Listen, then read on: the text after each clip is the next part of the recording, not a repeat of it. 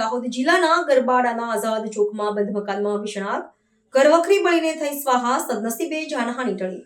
દાહોદ જિલ્લાના ગરબાડા નગરમાં આવેલા આઝાદ ચોક વિસ્તારમાં એક બંધ રહેણાંક મકાનમાં આકસ્મિક રીતે ભીષણ આગ લાગવાની ગંભીર ઘટના બની છે. પ્રાપ્ત વિગત અનુસાર છત્રછાયા હોસ્પિટલની બાજુમાં આવેલા મકાનના રહીશો ઘર બંધ કરીને દેવદર્શન અર્થે મંદિર ગયા હતા. તે સમય દરમિયાન કોઈ અગમ્ય કારણોસર મકાનમાં આગ ભભૂકી ઉઠી હતી. જોતામાં આગે વિકરાળ સ્વરૂપ ધારણ કરી લેતા મકાન આગની લપેટમાં આવી ગયું હતું અને ધુમાડાના ગોટે ગોટા આકાશમાં છવાઈ ગયા હતા.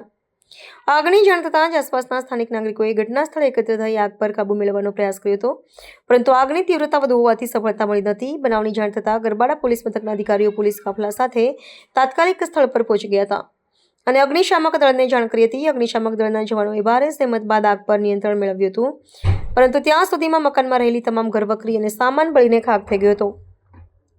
આગની ભયાનકતાને ધ્યાનમાં રાખીને સાવચેતીના ભાગરૂપે બાજુમાં આવેલી હોસ્પિટલમાંથી દર્દીઓને સલામત સ્થળે ખસેડવાની ફરજ પડી હતી.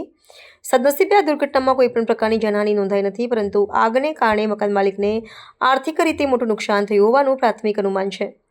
હાલમાં આગ લાગવાનું ચોક્કસ કારણ જાણવા મળ્યું નથી, પરંતુ પોલીસ અને સંબંધિત તંત્ર દ્વારા આ મામલે ઝીણવટભરી તપાસ હાથ ધરવામાં આવી છે. આકસ્મિક આગની આ ઘટનાને પગલે સમગ્ર વિસ્તારમાં અફરાતફરી અને ભયનો માહોલ સર્જાયો હતો.